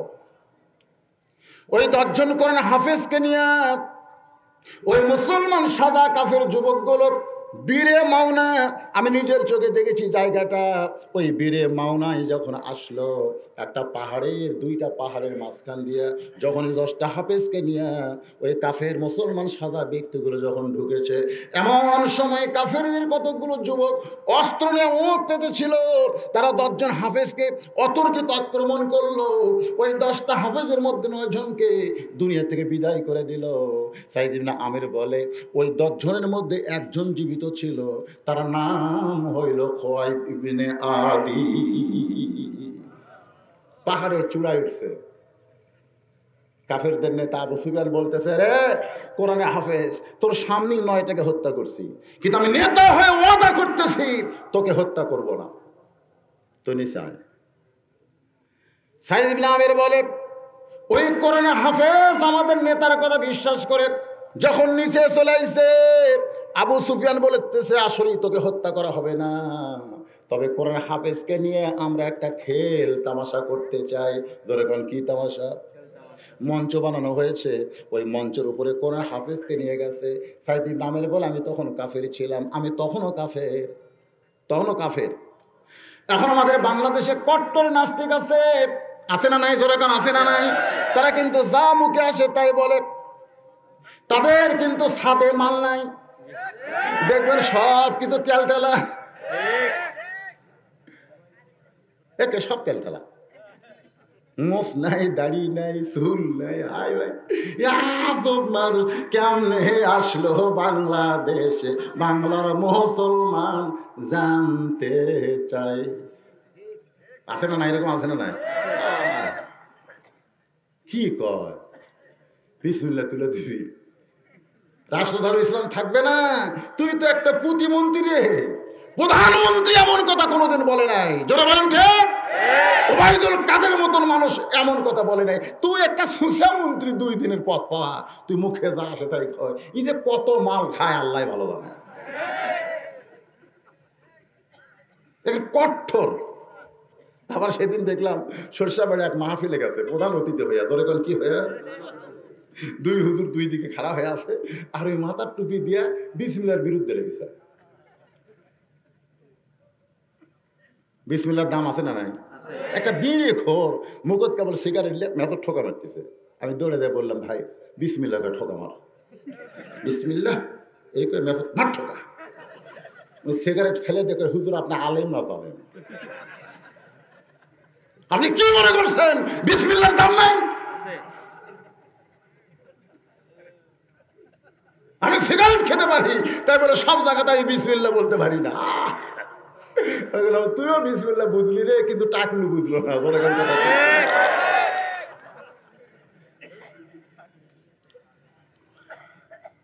কিরে ভাই, আপনারা কি দাঁড়ায় থেকে শুনবেন? কি অবস্থা! ও যে দাঁড়াচ্ছে, ঘড়ির দিকে তাকে খুব বেশি বাজনি মনে হয়। হায় হায়, রাত তো 12:15 বেজে গেছে। কি মনে করতেছেন? সাইদ ইবনে আমির বলতেছে, আমির আল মুমিনিন, আমি তখনও কাফের ছিলাম। ওই কাফেরদের ভিতর থেকে তাকায় দেখি আমাদের নেতা আবু সুফিয়ান বলতেছে, রে খোবাইব, আমরা ইচ্ছা করলে মারতে পারি, আবার আমরা ইচ্ছা করলে বাঁচাতে পারি। আমরা ইচ্ছা করে তোদের 9 জনকে হত্যা করেছি এবং তোকে বাঁচায় রাখছি, আবার আমরা ইচ্ছা করলেই তোকে এখন মারতে পারি। রে খোবাইব, কোরআনের হাফেজ, শুধু একটা বার তোকে বলতে হবে, মুসলমানের নবী নিপাত যাক, মুসলমানের নবী ধ্বংস হয়ে যাক, শুধু একটা বারের জন্য বল। ওই 9 জনের মতো তোর অবস্থা হবে না, তোকে আমরা নিষ্কৃতি দিব, তুই মুক্ত হবি। সাইদ আমের বলে, একটা মানুষ তার জীবনের চাইতে বেশি ভালোবাসে কাকে? না না, সেটা তো আমরা মুসলমান, কিন্তু তুই তো কাফের।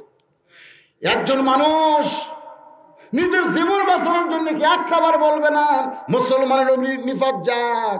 সাইদ ইবনে আমির বলে, আশ্চর্য হয়ে গেলাম।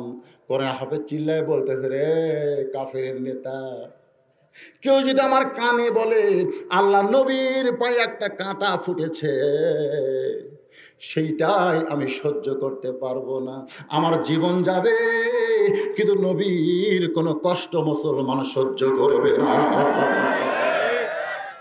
নবীর বিরুদ্ধে কোনো কথা বাংলার মুসলমান সইতে পারবে? সে যে দল করুক না কেন, আওয়ামী লীগ করো, বিএনপি করো, জাতীয় পার্টি করো, জামাত করো, পীর মুরিদি করো, তুমি যে যা করো, কিন্তু কয়েক বিষয় তোমার দল করা চলবে না। সেটা আল্লাহর ব্যাপারে আমরা সবাই এক দল, নবীর ব্যাপারে আমরা সবাই এক দল, আল্লাহর কোরআনের ব্যাপারে আমরা সবাই এক দল। এগুলো ব্যাপারে আমাদের কোনো দলাদলি আছে নাকি?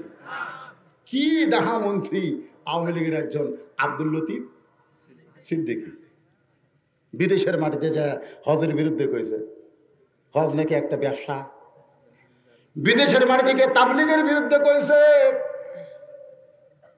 আমরা মনে করেছিলাম আওয়ামী লীগের নেতা হইছে, বড় মন্ত্রী পদে আছে, এরকম কথা কইলে কি হবে। আব্দুল লতিফ সিদ্দিকী যখন বাংলায় বিমানবন্দরে নামলো, এমন সময় তাকে ফুলের সম্বর্ধনা দেওয়া হয় নাই, বরং তাকে গ্রেফতার করা হয়েছে। সেখান থেকে প্রমাণ হয়ে গেল আওয়ামী লীগ, বিএনপি, জাতীয় পার্টি সাধারণ বিষয়ে দলাদলি করতে পারে, কিন্তু মৌলিক বিষয়ে তাদের মধ্যে কোনো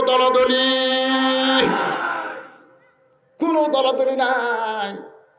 কারণ যেদিন টাকলা মুরাদ কতগুলো বলেছে, সেদিন কিন্তু একজন মেয়র, আওয়ামী লীগের মেয়র কিন্তু তার বিরুদ্ধে আবার কথা কইছে। জোরে করে কথা ঠিক কি না?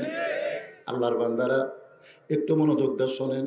সাইদিন আমের বলতেছে, ইয়া আমিরুল মুমিনিন, আমাদের নেতা যখন এমন কথা বলল, তখন মুসলমানের হাফেজ বলতেছে, নবীর পায়ে একটা কাঁটা বিদ্ধ হোক, এটা আমি সহ্য করতে পারবো না, এটা শুনলেই হয়তো আমি হার্ট ফেল করে মারা যাব। আবু সুফিয়ান কাফেরদের নেতা বলতেছে, রে খুবাইব, তোমার সঙ্গে 9 জন মারা গেছে, তুমি জীবিত আছো, এরপরও কি তুমি বাঁচতে চাও না? সাইদ ইবনে আমের বলে, কোরআনে হাফেজ কোরআন থেকে তেলাওয়াত করতেছে আর মুস্কি মুস্কি হাসতেছে, ওয়ালা তাকুলু লিমান ইউকতালু ফি সাবিলিল্লাহি আমওয়াতুন বাল আহইয়াউ ওয়ালাকিন লা তাশউরুন। কি বুঝলেন? আবু সুফিয়ান সাইদ ইবনে আমের কাফের থাকলেও কিন্তু আরবি বোঝে না, এরকম বোঝে না। আপনারা মুসলমান হয়েও বুঝতে পারতেছেন না, কারণ আমাদের বাংলাদেশের লোকেরা বাংলা বোঝে, আরবি বোঝে না, আর আরবের লোকেরা আরবি বোঝে, বাংলা বোঝে না। আমি রাসূলের মায়ের কবরে, যারা হজ করছেন, অনেক হাজী সাহেবরা আল্লাহ নবীর মায়ের কবরে যায় না, নবীর বাবার কবরেও। আর একজন তো ফতুয়াই দিতে, নবীর বাপ মার জন্য দোয়া করা যাবে না। আমি নবীর বাপ মার জন্য দোয়া করি, রব্বি রাহমহুমা কামা রব্বায়ানি সগীরা। এই কোরআন আল্লাহ কার উপর নাযিল করেছে? নবীর উপরে। কার উপরে? তার নবীকেই তো বলা হয়েছে। তো ওইখানে গিয়ে আমি হাত তুলছি, তো সৌদি ওই মদিনার পুলিশ, আবহাওয়া প্রান্তরে মা আমেনার কবর, ওখানে গিয়া মামনো কুল্লাহ মামনো, আরবিতে সেই রকম, আমিও বাংলাতে সেই রকম শুরু করলাম। তা আমার সঙ্গে 2-1 জন ছিল, হুজুর আরে পাগলা, খালি হাসবি রে, বুঝবি না। কারণ আমাদের বাংলাদেশে অনেক জায়গার তো আমরা ঘেরা করে পড়ি। হুজুর দোয়া করেন, রোজা নাই 15 আইটেম নিয়ে ইফতার করবি, হুজুর দোয়া করেন। হুজুররা বড় দেখায় না, রোজা নাই ইফতার করবি, তোর জন্য কি দোয়া আছে? দোয়া বাংলায় করা যাবে না, আরবিতে মার দেওয়া লাগবে। ধরে কোন কথা ঠিক? আরবিতে গড় দেওয়া শুরু করলাম। ওই বেরোজাদার না বুঝা কয় আমি ফেরেশতাকে আল্লাহ হুজুরের কে বিরুদ্ধে দোয়া করতেছে, এরা আবার আমি আমিন কয়। ওরা আরবি বোঝে না, খালি বাংলা বোঝে। ওস্তাদের মা যেই বলেছে, ওয়ালা তাকুলু লিমান ইউকতালু ফি সাবিলিল্লাহি আমওয়াতুন বাল আহইয়াউ ওয়ালাকিন লা তাশউরুন। আল্লাহ এই কোরআনে বলেছে, আপনাদের বিশ্বাস হবে? আল্লাহ রাস্তায় যারা জীবন দিবে তাদেরকে তোমরা মৃত্যু বলো না, আমি আল্লাহ বলতেছি তারা অমর হয়ে গেছে, তারা চিরজীবন পেয়েছে। ওয়ালাকিন লা তাশউরুন, তোমাদের সাধারণ মাথা সেটা বুঝতে পারবে না। আপনারা বলেন তো, যার কাছে আল্লাহর কোরআন আছে তার কোনো টেনশন আছে?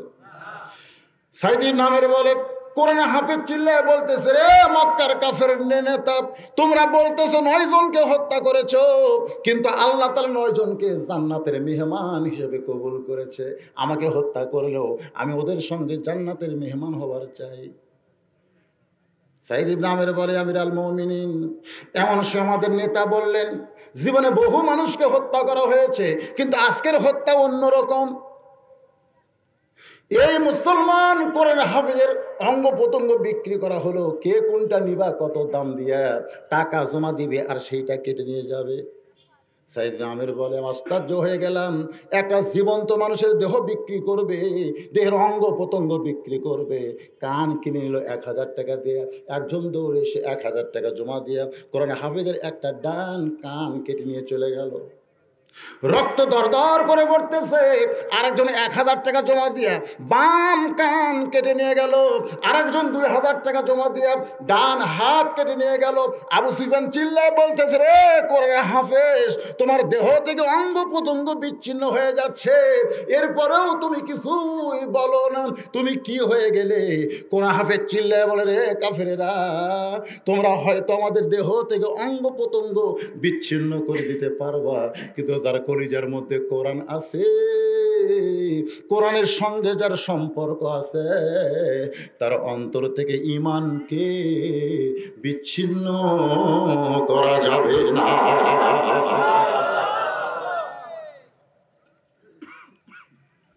সাইদ নামের বলে আবু সুফিয়ান চিৎকার মেরে বললেন, তোমরা যার যা খুশি যা ইচ্ছা তাই করো।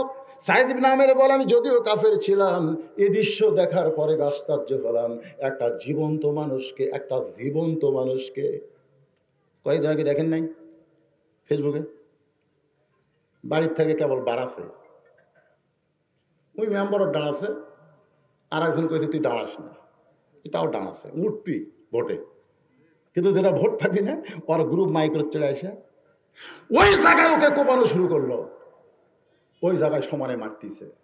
আমার চোখে ভেসে উঠলো, এটা তো বাংলাদেশ না, এটা যেন আইয়ামে জাহিলিয়াতের যুগ হয়ে গেছে। তোর এখন কথা ঠিক কিনা?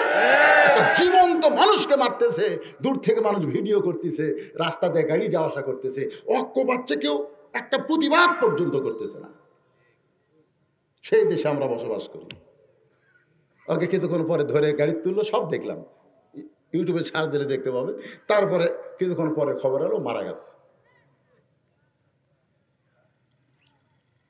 সাইদ ইবনে আমির বলে সবাই আনন্দ করে অঙ্গ প্রত্যঙ্গ বিচ্ছিন্ন করে যখন চলে যায়, আমি ওদের সঙ্গে চলে গেলাম, কিন্তু গভীর রাত্রে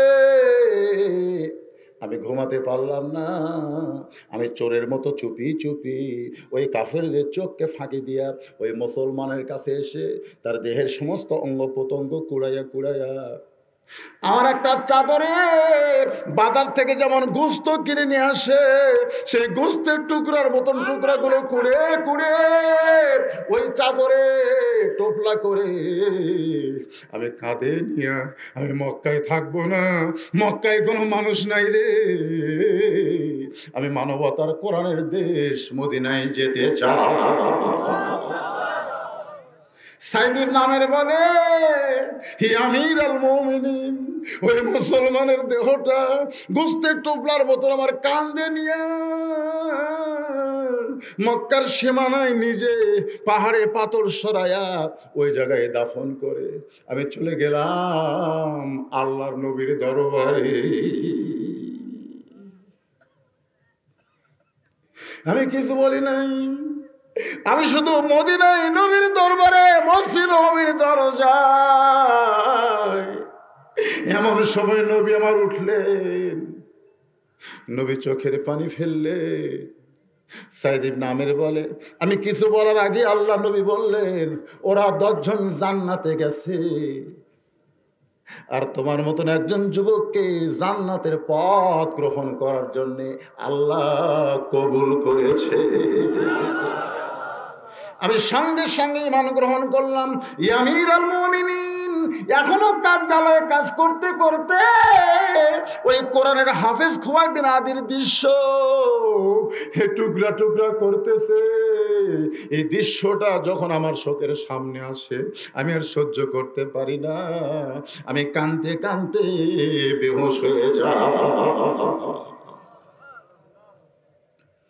হাজার হাজার জনগণ চিৎকার দিয়ে বলে, হে আমিরুল মুমিনিন, আমাদের প্রধানমন্ত্রী সাইদ ইবনে আমিরের জীবনে এমন একটা করুণ ঘটনা দেখা হয়েছে, আর সেই ঘটনা পুনরাবৃত্তি হওয়ার সঙ্গে সঙ্গে সে কাঁদতে কাঁদতে বেহুশ হয়ে যায়।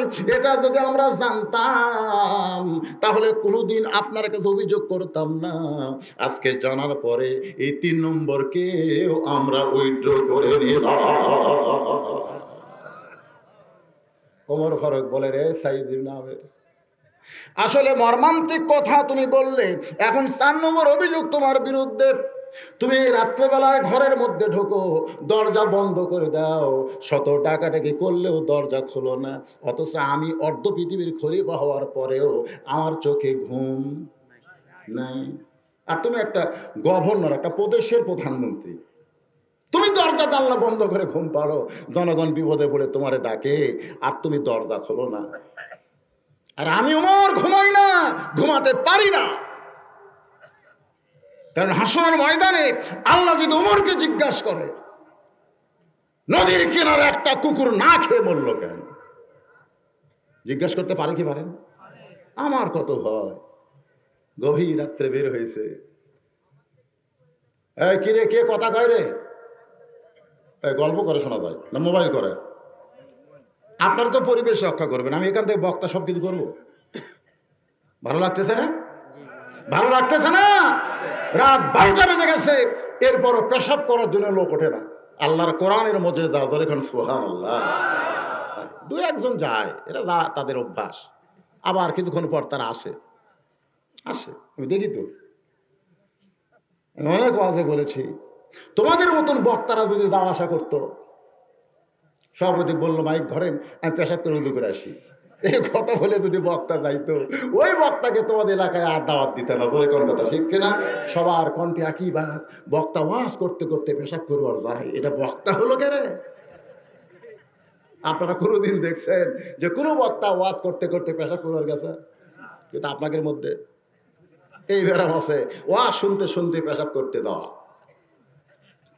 শুধু কোরআনের মহব্বত করে যাইলেন, রাত 9টার সময় বিছনা ঘুমালে ফজর আজান দিলেও চেতন পায় না, এরকম বেহুদ্দা আছে না? নাই জনগণ আছে না?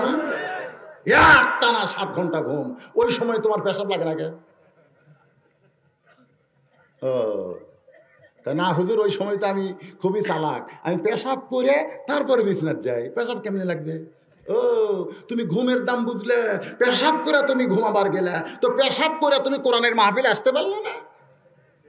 তুমি কোরআনের দাম বোঝো না। অসংখ্য ফেরেশতা তোমাকে দেখার জন্য চাতক পাখির মতন তাকায় আছে, ধরে কর সুবহানাল্লাহ। হ্যাঁ, এই জন্য আর কিছু সময় হয়েই তো গেছে, 4টার মধ্যে 3টে, আর এটা হচ্ছে একসাথে। দেখেন কি তাওয়াজ্জু হলো, 3 জন উঠলো। উঠুক উঠুক, অসুবিধা নেই।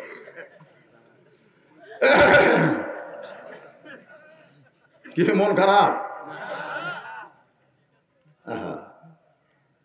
ওমর ফারুক বললেন, রে সাইদ ইবনে আমির, আমি অর্ধ পৃথিবীর খলিফা হওয়ার পরে রাত্রেবেলা আমি ঘুমাই না। ওমর ফারুকের জীবনের বহু ঘটনা রাত্রেবেলা ঘটেছে, এরকম ইতিহাস কি আপনাদের জানা নাই? তোর এখানে আছে না? নাই।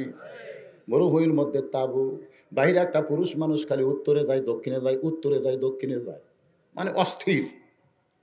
ওমর ফারুক চিন্তা করলেন, এক স্থির করতে গেলে একটা ওষুধ আছে, তার নাম হলো সালাম।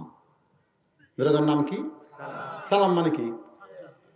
আসসালামু আলাইকুম, মানে আমি ওমর দোয়া করতেছি, আল্লাহ তোমার প্রতি রহমত নাজিল করুক, আল্লাহ তোমার প্রতি রহমত নাজিল করুক। এই জন্য ওমর ফারুক অস্থির মানুষটাকে স্থির করার জন্য সালাম দিলেন, আসসালামু আলাইকুম। লোকটা চিৎকার করে বলতে, যাই মিয়া, সালামের অর্থ জানো? ওমর ফারুককে বলতেছে, এই মিয়া, তুমি সালামের অর্থ জানো? অজগবি সালাম দাও। তুমি যতই সালাম দাও, আমার ভিতরে যে অস্থিরতা, এটা তোমার সালাম দেওয়া দূর হবে না। ওমর ফারুক অর্ধ পৃথিবীর খলিফা হওয়ার পরে আমাদের চকিদার কেমন কথা কইলে ওর পাওয়ার দেখাতো, ধরে কোন কথা ঠিক করে? চকিদারের পাওয়ার নাই?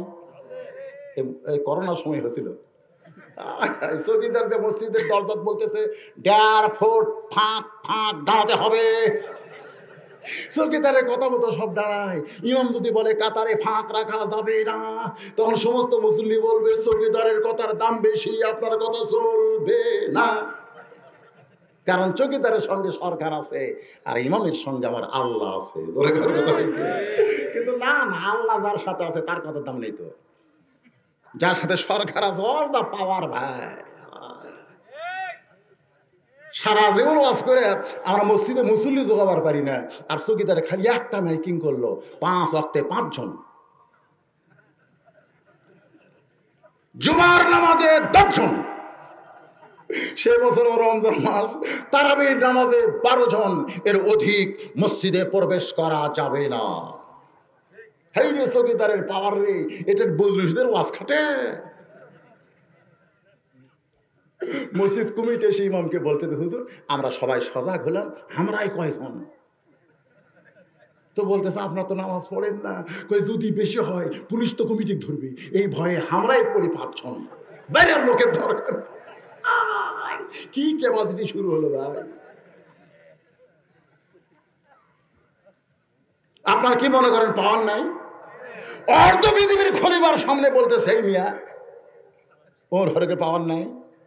ঠাস করে যদি একটা চড় মারে, ওমর ফারুক আসামির মতন সামনে জানিয়ে বললেন, ভাইজান সালাম দেওয়ার পরেও তোমার অস্থিরতা যাবে না?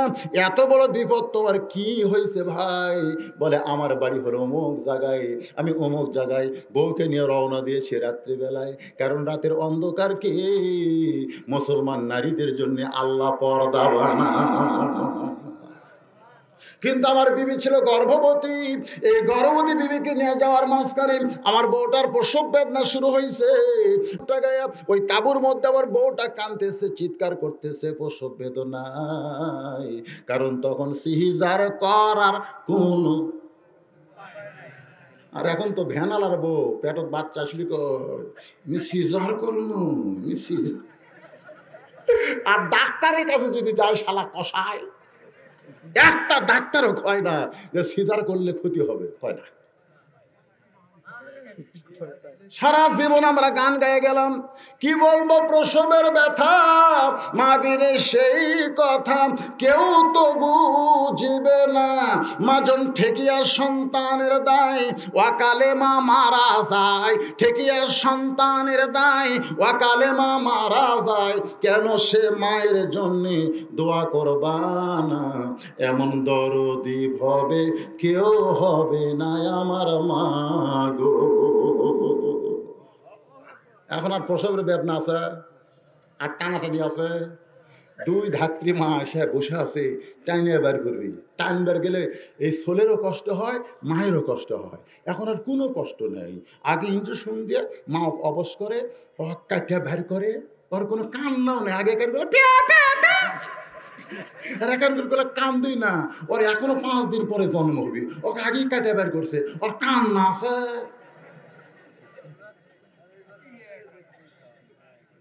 চোখের ঘুমিয়ে আর ছাড়ে, ঘুমন্ত বাচ্চা বের করে তুলল, কি মজা রে।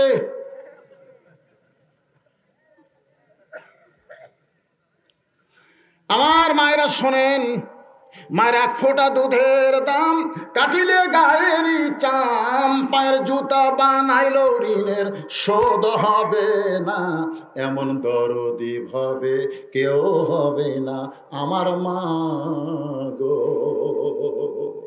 মা আপনার যে কত দাম মা, ইসলাম আপনার দাম বাড়াইয়া দিছে। সুবহানাল্লাহ বলবেন না? লোকটা বলতেছে, রে গভীর রাতের পথিক, আমার বউটা প্রসব বেদনায় অস্থির হয়ে গেছে, আমি এখন স্বামী হয়ে কি করব? এই জন্য উত্তরে যাই, দক্ষিণে যাই, আমার করার তো কিছুই নাই।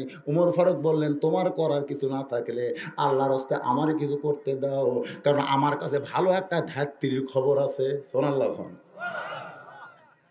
আমার কাছে ভালো একটা ধাত্রীর খবর আছে।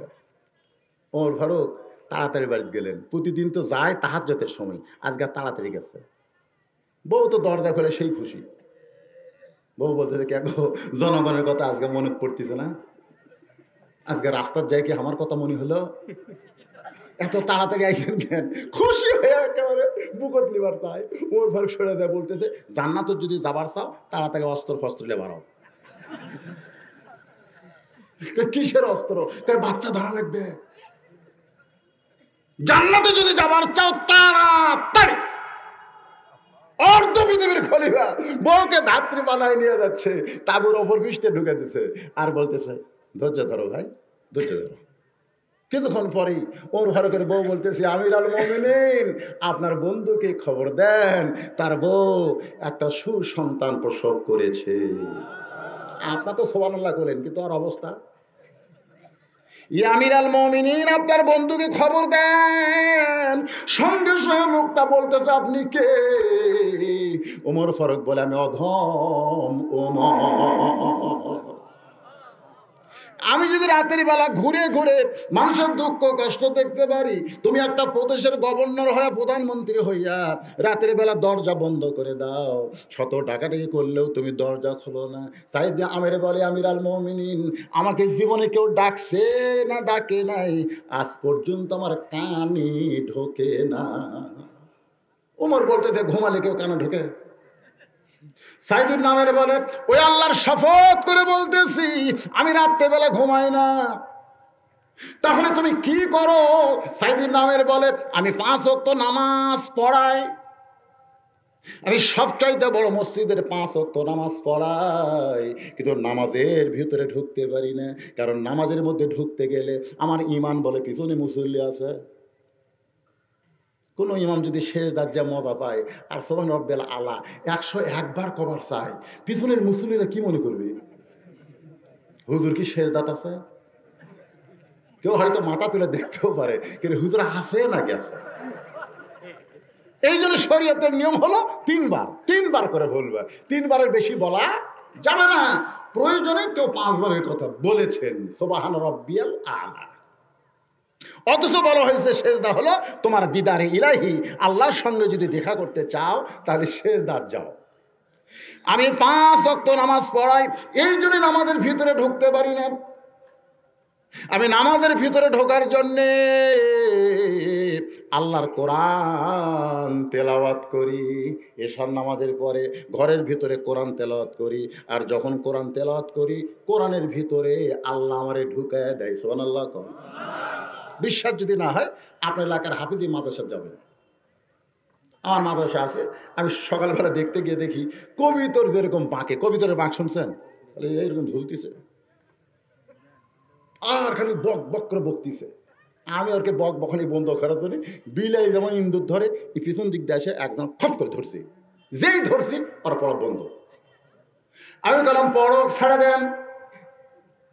আমি বললাম পড়ো, কই ছাড়া দেন। আপনি না ছাড়া পর্যন্ত আমি পড়তে পারবো না। বাজান আল্লাহ কোরআনে বলেছেন ইজা যুকিরাল্লাহু ওয়াজিলাত কুলুবুহুম ওয়া ইজা তুলিয়াত আলাইহিম আয়াতুহু যাদাতুহুম ঈমানা ওয়া আলা রাব্বিহিম ইয়াতাওয়াক্কালুন। কোরআন পড়তে পড়তে আমি নামাজে দাঁড়িয়ে যাই, নামাজের ভিতরে ঢুকে যাই, দুনিয়ার কে আমারে ডাকছে আজও পর্যন্ত আমি শুনতে পাই নাই। যদি শুনতে পাইতাম অবশ্যই ঘরের দরজা খুলে দিতাম। ওমর ফারুক দৌড়ে এসে সাইদিন আমিরকে বুকের মধ্যে চাইপা ধরে বলে রে ইয়েমেনের জনগণেরা, তোমাদের ভাগ্য ভালো, এমন একজন প্রধানমন্ত্রী পেয়েছো। ইন্নাল্লাহা ইয়ামুরুকুম আন তুআদ্দুল আমানাতি ইলা আহলিহা ওয়া ইযা হাকামতুম বাইনান নাস আন তাহকুমু বিল আদল। লিল্লাহি আমি দুনিয়াতে মানুষের দুঃখ কষ্ট রাত্রেবেলা জেগে জেগে আমল করি, আর তোমাদের প্রধানমন্ত্রী রাত্রেবেলা স্বয়ং আল্লাহর সঙ্গে সম্পর্ক করে। কার সঙ্গে? তো আমরা আজকের এই কোরআনের মাহফিলে বসে এই দীর্ঘ সময় ধরে যে আলোচনাটুকু শুনলাম, আল্লাহ যেন আমাদের আমল করার তৌফিক দান করে, সকলে বলে আমিন।